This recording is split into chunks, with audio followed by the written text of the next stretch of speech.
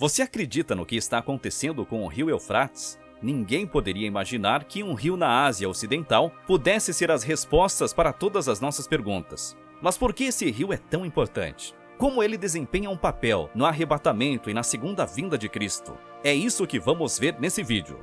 Mas antes, já deixa seu like, se inscreva e ative o sininho para não perder nenhuma novidade do canal. Já imaginou ter uma das maiores empresas do mundo te pagando em dólar para você postar vídeos simples, sem aparecer e sem precisar vender nada para ninguém? Clique no link abaixo e confira essa oportunidade única. O Eufrates é o maior rio encontrado no oeste da Ásia. Este vasto rio começa na Turquia e segue para o Golfo Pérsico, passando pelo sudeste da Síria e depois pelo Iraque. O rio se une com o rio Tigre e vai até o Golfo Pérsico. A maior parte do volume de água no rio vem tanto da chuva quanto do derretimento do gelo e da neve. Sabemos da importância do rio para a humanidade. Mas e a Bíblia? Bom, este rio é mencionado várias vezes em toda a Bíblia e tem um grande significado. No livro de Gênesis é contada a origem do grande rio. Gênesis capítulo 2, versículos 10 a 14 diz: Um rio saía da terra do Éden, regava o jardim e depois se dividia em 4 braços. O primeiro ramo, chamado de Pixon, circundava toda a terra de Havilá, onde se encontra ouro. O ouro daquela terra é excepcionalmente puro. Resina aromática e pedra ônix também são encontradas ali. O segundo ramo, chamado Gion, circundava toda a terra de Cuxi. O terceiro ramo, chamado Tigre, fluía a leste da terra de Assur. O quarto braço é chamado de Eufrates. É dito que um rio flui da terra do Éden e depois se ramifica em 4 rios irmãos. Em seguida, Gênesis 15:18 diz: Então o Senhor fez uma aliança com Abraão naquele dia e disse: Dei esta terra a seus descendentes, desde a fronteira do Egito até o grande rio Eufrates. Nos conta sobre quando Deus conversou com Abraão, fazendo uma aliança com ele. Deus faz uma promessa a Abraão, mostrando-lhe a terra prometida para seus descendentes. O rio Eufrates é o limite da terra, dada aos descendentes de Abraão.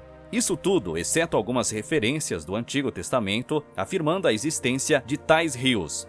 O verdadeiro significado é revelado em versos posteriores. Antes que eu possa revelar o que mais esperávamos, preciso contar a história da segunda vinda. Tudo o que foi dito e feito na Bíblia nos levou a este ponto no tempo, o tempo de preparação. Todos nós esperamos e nos preparamos pacientemente para a segunda vinda de Cristo. Todos os crentes esperam o arrebatamento. Mas espere, quando é a segunda vinda de Cristo?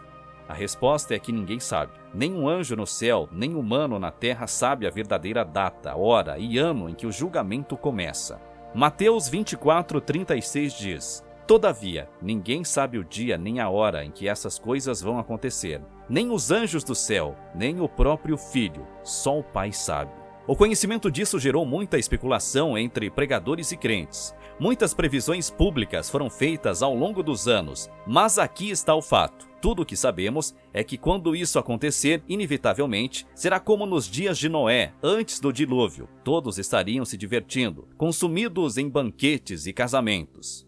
Isso fala do fato de que, embora todos estejamos igualmente cientes do dia do julgamento, ele pode acontecer a qualquer momento, mesmo que pareça para muitos que foi em um momento inesperado. A primeira coisa que acontecerá será o arrebatamento. O que é um arrebatamento? E por que isso é crucial na segunda vinda de Cristo? Tessalonicenses, capítulo 4, versículos 14 e 15 diz: Pois visto que cremos que Jesus morreu e ressuscitou, também cremos que quando Jesus voltar, Deus trará de volta com ele os crentes que morreram. Nós lhes dizemos isso diretamente do Senhor. Nós que ainda estivermos vivos quando o Senhor voltar, não o encontraremos antes daqueles que já morreram. Aqueles que realmente acreditam em seus corações que o nosso Senhor Jesus Cristo morreu, mas depois ressuscitou, serão levados no arrebatamento. Aqueles que já se foram não encontraram o Senhor. Tanto os que já se foram, quanto os que estão vivos durante o arrebatamento, são levados juntos. Após o arrebatamento, um anjo surge do leste, carregando o selo do Deus vivo. Este anjo vem com a ordem aos 4 anjos da destruição para não prejudicar a terra, nem os oceanos, nem a terra, até que cada um dos 144.000 servos escolhidos de Deus tenha sido selado com o selo do Deus vivo. As 144.000 pessoas são das 10 tribos de Israel, totalizando 12.000 de cada tribo. Depois que o anjo termina de selar as 144.000 pessoas escolhidas, é quando os anjos tocam as 7 trombetas. As primeiras 4 trombetas são conhecidas como as trombetas da devastação. Fogo com sangue é o que se segue ao som da primeira trombeta. Quando isso for desencadeado sobre a terra, toda a grama verde e 1/3 de todas as árvores queimarão. Uma grande rocha ardente mergulhando nas profundezas dos oceanos é o que acontece ao som da segunda trombeta. Isso faz com que todos os navios e a vida aquática sejam destruídos e 1/3 dos oceanos se transformem em sangue. Ao som da terceira trombeta, 1/3 de todas as fontes de água doce é envenenado, como resultado da grande estrela Caruncho caindo na Terra. A humanidade será terrivelmente afetada, já que muitos não sobreviverão aos efeitos do veneno. Nossos corpos celestes, o Sol, as estrelas e a Lua, são tocados após o toque da quarta trombeta. Isso causará uma grande escuridão sobre a Terra por 1/3 das horas do dia e da noite. As 3 trombetas restantes são chamadas de 3 ais. Um anjo aparecerá antes que a quinta trombeta soe. O anjo traz uma advertência para aqueles que são deixados na terra. Ai, ai, ai daqueles que habitam na terra por causa dos toques restantes da trombeta dos 3 anjos que estão prestes a soar. Ao som da quinta trombeta, o poço sem fundo é aberto para uma estrela personificada, fazendo com que a atmosfera escureça à medida que a fumaça é liberada de dentro do poço. Através da fumaça, comandados por seu rei Abaddon, gafanhotos descritos como cavalos de guerra, com cauda de escorpião, que tem dentes de leão em um rosto humano, são liberados para atormentar, mas não matar aqueles que não têm o selo de Deus. Ao soar a sexta trombeta, os 4 anjos que estavam presos ao rio Eufrates são soltos, cada um com um exército de 200 milhões de soldados montados. Essas montarias podem produzir fogo, enxofre e fumaça. Esses guerreiros são a causa da aniquilação de 1/3 da humanidade. Ao som da 7ª e última trombeta, altas vozes do céu cantarão juntas. O reino do mundo passou a ser de nosso Senhor e do seu Messias, e ele reinará para todo sempre. Quaisquer sobreviventes considerados dignos também são levados por Deus para se juntar aos outros.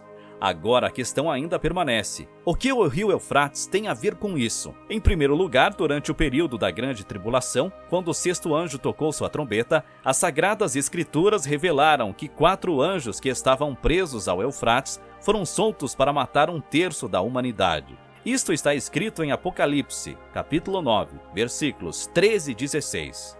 O 6º anjo tocou a sua trombeta, e ouviu uma voz que vinha das 4 pontas do altar de ouro que está diante de Deus.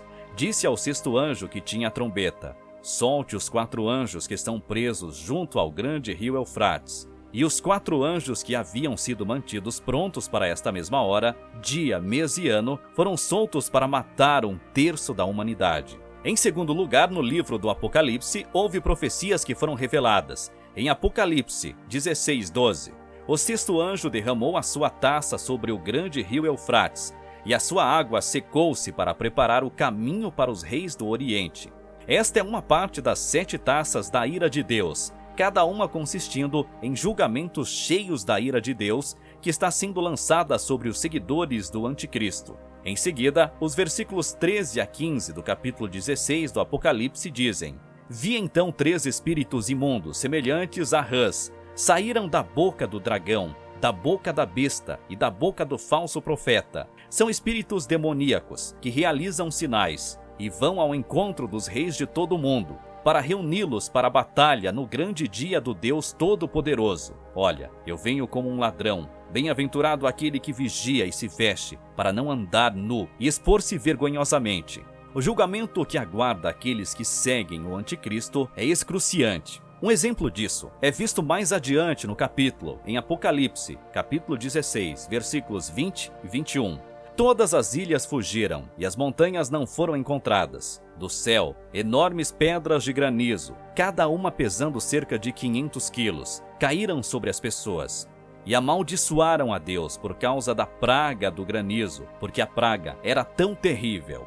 Isso é o que espera aqueles que seguem o Anticristo. Essas pessoas perversas enfrentarão o julgamento severo que Deus impôs, pois todas essas pessoas receberam misericórdia por meio de Cristo, mas escolheram não se arrepender. Mas em vez disso, escolheram continuar vivendo de maneira cruel. Como as Escrituras nos dizem repetidas vezes, o arrependimento e o pedido de perdão a Deus é o único caminho para a salvação. Em Apocalipse 7:3 diz: Estes são os que vieram da grande tribulação, levaram as suas vestes e as branqueceram no sangue do Cordeiro. Este versículo mostra a nós que cremos um pequeno vislumbre da eternidade prometida por Deus. O rio Eufrates é uma parte crucial do ecossistema e da economia da grande maioria dos habitantes dos países por onde passa. Pesquisa recente realizada pelo Ministério de Recursos Hídricos aponta que haverá uma redução de cerca de 30% no volume de água até 2035. Houve uma forte seca nessas regiões devido à má conservação do abastecimento do rio. Esta diminuição da água vai ser devastadora para a economia desta região. Tome isso como um sinal. O fim dos tempos está próximo, e quando chegar a hora, o Eufrates secará completamente. No final, todos devemos nos fazer esta pergunta: estamos prontos para Deus quando chegar a hora? Deixe nos comentários a sua opinião, e até o próximo vídeo.